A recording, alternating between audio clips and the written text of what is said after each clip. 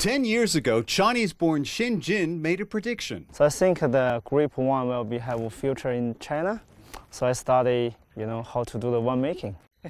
Those studies brought Xin to South Australia and eventually to the state's prized wine region, the Barossa Valley. You can see from the branches. Xin was so confident of his prediction that he bought this 7-hectare vineyard. I think that's a very brave decision I made, because for making wine, you doesn't need to have a vineyard or winery. You can buy grapes or, you can contract making. So I bought this one because I want to make a premium one. So for premium one, it's got more margin. Today, Xin's Reese Creek wine sells about 500,000 bottles to China, to a market with a growing thirst for premium wines.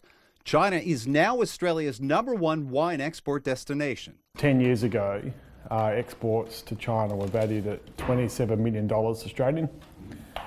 We just announced they were close to $500 million, so $474 million Australian. So in 10 years, it's pretty spectacular growth. That growth has increased a focus on premium wine exports and helped an industry rebound from global pressures. Those include an overvalued Australian dollar, making it harder to export to certain markets, and the fallout from the global financial crisis.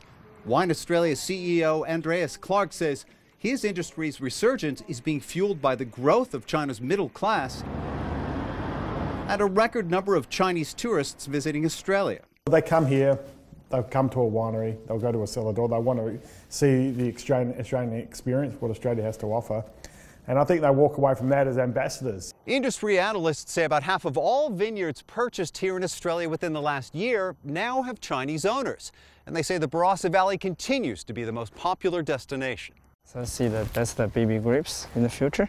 It's one bunch. Xin Jin doesn't believe the increasing competition will hurt his company, which has been growing by 50% each of the 4 years he's been cultivating grapes and exporting wine. The market is so big in China, so competition is also welcome. See the leaves, it's got plenty of water in it. That's not a surprising view from a man with a vision who took a big risk that's now allowing him to harvest the rewards. Greg Navarro, CCTV, Barossa Valley.